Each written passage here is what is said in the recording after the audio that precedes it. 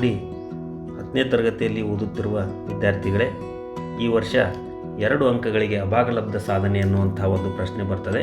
ಅದನ್ನು ಹೇಗೆ ಹಂತ ಹಂತವಾಗಿ ಬಿಡಿಸಬೇಕು ಅನ್ನೋದನ್ನು ಇಲ್ಲಿ ನಾನು ಹೇಳ್ಕೊಡ್ತಾ ಇದ್ದೀನಿ. ಆ ರೀತಿ ನೀವು ಪರೀಕ್ಷೆಯಲ್ಲಿ ಬರೆದ್ರೆ 2 ಅಂಕಗಳು ನಿಮಗೆ ದೊರೀತವೆ. ಒಂದು ಪ್ರಶ್ನೆಯನ್ನು ತೆಗೆದುಕೊಳ್ಳೋಣ. 2 + √3 ಒಂದು ಅಭಾಗಲಬ್ಧ ಸಂಖ್ಯೆ ಎಂದು ಸಾಧಿಸಿ ಅಂತ ಪ್ರಶ್ನೆ ಇರ್ತದೆ. ಅದನ್ನು ಹೇಗೆ ಬರಿಬೇಕು ಅನ್ನೋದನ್ನು ಇಲ್ಲಿ ನೋಡಿ. ಮೊದಲಿಗೆ 2 + √3 ಒಂದು ಭಾಗಲಬ್ಧ ಸಂಖ್ಯೆಯಾಗಿರಲಿ ಎಂದು ಊಹಿಸೋಣ ಅಂತ ಬರಿಬೇಕು. ಎರಡನೇ ಹಂತದಲ್ಲಿ 2 + √3 a/b ಮತ್ತು ಬ್ರಕೆಟ್ನಲ್ಲಿ a ಮತ್ತು b ಸಹ ಅವಿಭಾಜ್ಯ ಸಂಖ್ಯೆಗಳು ಅಂತ ಬರಿಬೇಕು. ನಂತರದ ಹಂತದಲ್ಲಿ 3 a/b - 2 ಅಂತ ಬರಿಬೇಕು.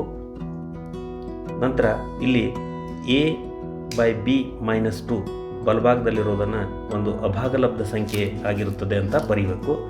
ನಂತರ ಎಡಭಾಗದಲ್ಲಿರುವಂತಹ √3 ಒಂದು ಅಭಾಗಲಬ್ಧ ಸಂಖ್ಯೆ ಎಂದು ಬರಿಬೇಕು.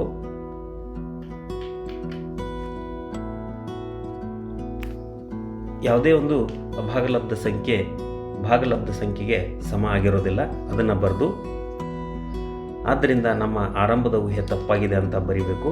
ಕೊನೆಯಲ್ಲಿ ನಾವು ಆದ್ದರಿಂದ 2 + √3 ಒಂದು ಅಭಾಗಲಬ್ಧ ಸಂಖ್ಯೆ ಅಂತ ಬರೆದ್ರೆ ನಿಮಗೆ 2 ಅಂಕಗಳು ದೊರೀತವೆ ಅಂತ ಹೇಳಬಹುದು.